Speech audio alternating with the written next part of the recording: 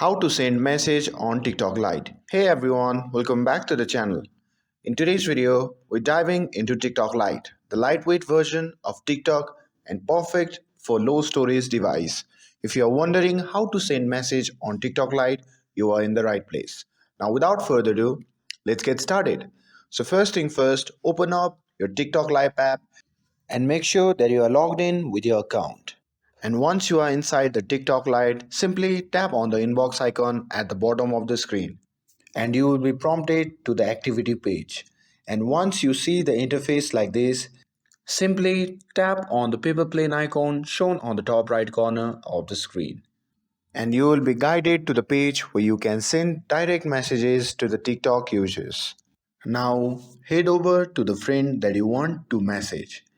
And once you are inside the chat interface, simply type any message that you want to send on the message box. And once you are done typing your message, simply tap on send button. You can also send emojis, stickers, or even videos to make it more fun. And that's it. Sending a message on TikTok Lite is super easy once you know how to do it. If this video helped you out, don't forget to give a thumbs up and subscribe to get updated for more videos. Thanks for watching and I'll see you in the next video.